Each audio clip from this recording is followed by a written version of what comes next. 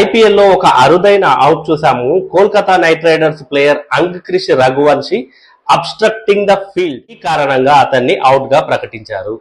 మరి ఈ రకంగా అవుట్ అయినటువంటి 4వ బ్యాటర్ అంక్రిష్ రఘువంశీ. మరి ఏంటి ఈ అవుట్ అంటే ఫీల్డర్ క్యాచ్ పట్టుకుంటున్నప్పుడు కానివ్వండి, లేదంటే బౌలర్ వికెట్లకేసి రన్అట్ కోసం ప్రయత్నించినప్పుడు ఆ బాల్ ని అడ్డుకున్నప్పుడు కానివ్వండి, ఇట్లాంటి అబ్స్ట్రక్టింగ్ ద ఫీల్డ్ అని అవుట్ గా ప్రకటిస్తారు. ఇంకా క్లియర్ గా చెప్పాలంటే ఫీల్డర్ ని తన డ్యూటీ చేయకుండా అడ్డుకోవటము.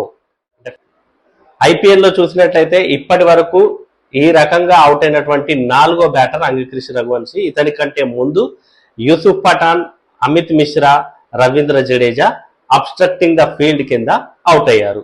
మరి యూసుఫ్ పఠాన్ అవుట్ అయినప్పుడు తను కూడా కోల్కతా నైట్ రైడర్స్ కి ఆడుతున్నాడు. So Kolkata Knight riders players ఈ రకంగా అవుట్ అవడం ఇది రెండోసారి.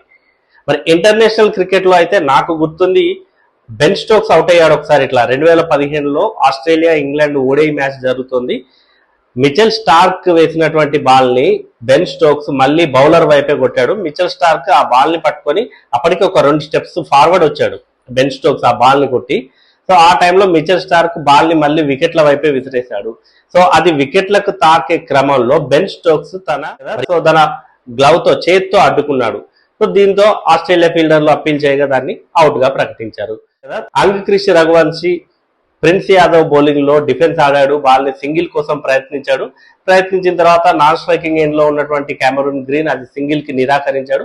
వెంటనే మిడిల్ పిచ్ వరకు వచ్చినటువంటి అంక్రిష్ రఘువంశీ షమి వేస్తున్న త్రోను చూసి తన డైరెక్షన్ ను కొద్దిగా మార్చుకున్నాడు. సో దీన్ని ఉద్దేశపూర్వకంగానే అతను డైరెక్షన్ మార్చుకున్నట్టుగా పరిగణించి థర్డ్ ఎంపైర్ అయితే అవుట్ గా ప్రకటించాడు. సో మరి ఈ అవుట్ ఎంతవరకు కరెక్ట్? ఇందులో రఘువంశీ ఉద్దేశపూర్వకంగా చేసింది ఏమైనా ఉందని మీకు అనిపిస్తుందా? కామెంట్ చేయండి.